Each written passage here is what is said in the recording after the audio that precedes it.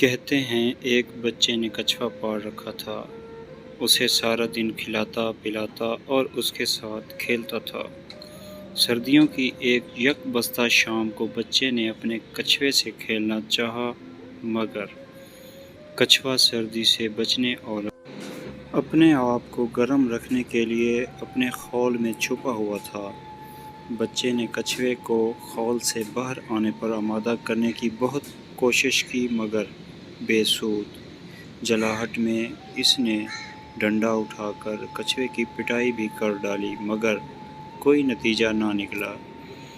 بچے نے چیخ چیخ کر کچھوے کو باہر نکلنے پر راضی کرنا چاہا، مگر کچھوا سہم کر اپنے خول میں اور زیادہ دبکا رہا۔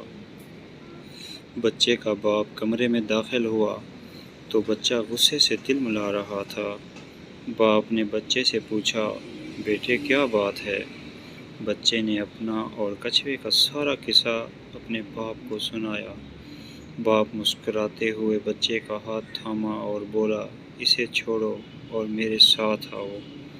بچے کا ہاتھ پکڑے باپ اسے آتش دان کی طرف لے گیا، آگ جلائی اور حرارت کے پاس ہی بیٹھ کر بچے سے باتیں کرنے لگ گیا۔ تھوڑی ہی دیر گزری تھی کہ کچھوا حرارت لینے کے لیے آہستہ آہستہ ان کے پاس آ گیا۔ باپ نے مسکرا کر بچے کی طرف دیکھا، جو کچھوے کو دیکھ کر خوش ہو رہا تھا۔ باپ نے بچے کو مخاطب کرتے ہوئے کہا، بیٹا، انسان بھی کچھوے کی طرح ہوتا ہے۔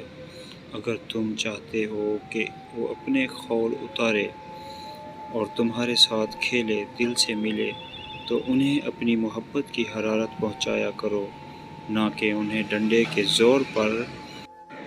اور قدر سے ان کے دلوں میں اپنے لیے پیار اور چاہت کے جذبات پیدا کرتے ہیں، اور پھر انہی جذبات کے حکم چلا کر ان پرکشش اور ان کے دلوں پر شخصیت کرتے ہیں۔ لوگوں کے لیے پوشیدہ رازوں میں سے ایک راز یہ بھی ہے کہ وہ زندگی میں لوگوں کو اپنی محبت کی حدت اور اپنے جذبات کی گرمی پہنچا کر انہیں اپنا گرویدہ بناتے ہیں۔